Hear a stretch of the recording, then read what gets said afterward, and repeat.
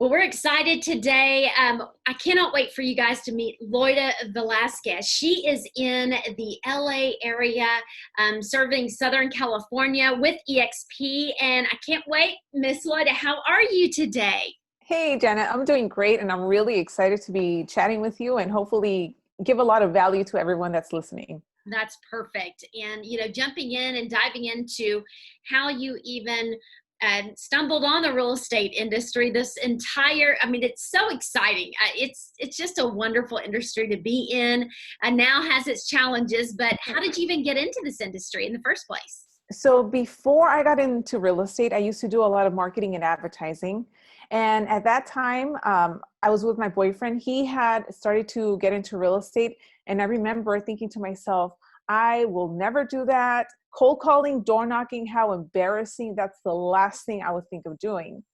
And when he was new, he was very much like me in the sense that he took it on like the old school approach of cold calling and door knocking. And eventually I started to see the success that he was having. The business where I was working and the industries that I was in, it was getting to the point that I was always surrounded around negative people. There was always like a cap. I couldn't continue moving up unless somebody else would approve my work or whatever it is that I was doing. So when I really started to think about real estate and the opportunity that was there, I saw that this was something that I definitely wanted to consider doing. I looked into getting my courses. I went on YouTube, but I couldn't find that many women talking about real estate. It was always men talking about it. But once I saw that, not only would I be able to pretty much be my own boss, but hold myself accountable to it. And based on the work that I put in, I would be able to see the results that I wanted. I knew that eventually it would be able to provide me with the lifestyle that I wanted, not just for myself, but for my family as well. And pretty much that's what made it for me to transition full-time into real estate. That's wonderful. 5 years, and Yeah. look at you. You have built literally a brand. You're with the XP, but you found your own voice. You're now helping other people find a way. And Yeah. I'm sure that the people you've met, the people that have let you know you made a difference, has been astronomical. And so not only are you working in real estate day to day, but you are building this brand. I mean, are you using one story to create another? How do you balance both of those? Yeah, so the reason that I started my YouTube channel, which is right now my biggest platform, is just because, like I mentioned, when I was brand new, I couldn't find a lot of women realtors putting out their story. So I figured I'm going to start recording my journey because eventually it might help somebody else. And I was consistent with it. I started filming on my iPhone 6. I didn't have any professional equipment. I was just getting my phone, recording, and then uploading onto YouTube. And then over time, I saw that a lot of people were relating to me and the content that I was putting out, to the point that eventually I did start to get those comments and those messages of agents telling me that they're implementing that one tip that I mentioned, and now they're getting better results. So once I started to see that, I've always been the type of person that loves to give back to people. And if I impact at least one person that thanks me or messages me, or I can change their life, then that's very fulfilling for me. And that's why I continue to be consistent, posting every single week. And here we are now, 5 years later, over 50,000 subscribers as well. That is wonderful. And I love that you're able to tell a story, whether it is the mistake that's going to help someone or the tip Exactly. that's going to get them into their next. And I know Yeah. now we're facing crisis to a Mhm. degree within that's really impacting all of our worlds. And how do we pivot in crisis is really a great topic, not only in real estate, but personalized and everything. And one crisis could, you know, it's one thing to have one type of crisis. You guys may have another one with natural disasters, whatever that situation is, that whatever halts us from doing business. So how have you guys pivoted in this particular crisis? I think that especially right now, what we have done is sharpened our skills even more. There's a lot of agents that might be taking this time right now as kind of like relaxing and waiting to see what you need to do. However, once we do come out of this crisis, there will be a lot of homeowners and home sellers that will even be more hesitant. And as a professional agent, we have to be that source of valuable information that kind of lets them know, you know, everything's going to be okay. We are the experts that are here to help you. So along with sharpening our skills, we have incorporated doing even more video now. So now we have started to communicate with our sphere of influence and anybody that we do speak to through video. We send them weekly updates based on what's going on in the real estate market due to the crisis. That way they know that we're still working, we're very knowledgeable with what's going on. And if they do have any needs, whether it's now or later on or in the future, we're going to be the people that stands out in their mind. Yeah, that's great. And I love video. Obviously, you're a pro, and you being able to communicate, whether it's just a video text or, you know, showing up in their inbox through Bomb or whatever our platform is, like just staying not only verbally in front of them, but as physical as we can get. That makes such a difference, right? Oh, that's good. And so what do you anticipate, I guess, the next few weeks, next few months looking like in the California area? I know we don't have a crystal ball, but what do you think? Well, I can tell you that even though all of this is currently going on, we're still seeing a lot of activity with both buyers and sellers. Now, the only difference is that right now we are going to start to see the more motivated buyers and sellers, the people that have to make a move, whether it's buying or selling. I can tell you 2 weeks ago, I did put a home on the market, and within the first 48 hours, we got 6 offers. Wow. So there's still a lot of motivated buyers out there. We do things a little bit differently. Obviously, people have to submit the offers subject to inspection, but the fact that they are willing to take that risk, put everything together, send a full offer with their qualifications, their DU approval, it just shows us that they're very serious. And at that point, we can proceed and schedule appointments or whatever it is. That's great. Really extra qualification up at, you know, qualifying a buyer, but really taking the next level and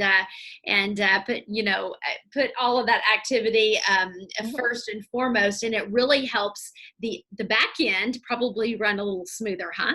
Yeah, definitely. Because we know we're not dealing with anybody that's not really serious. Yeah, that's wonderful. So how has technology played a part in this kind of new normal or new abnormal? Have you guys, you know, I guess, leaned on technology a little more?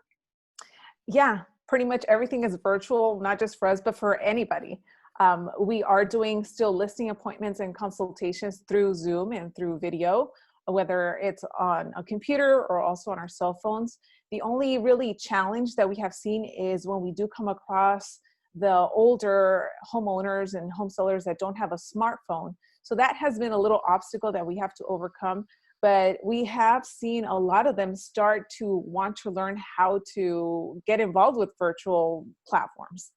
That's so funny. You're reminding me of a story. My husband had to literally, his parents live about 20 minutes away. His mother had a birthday, 73 years old.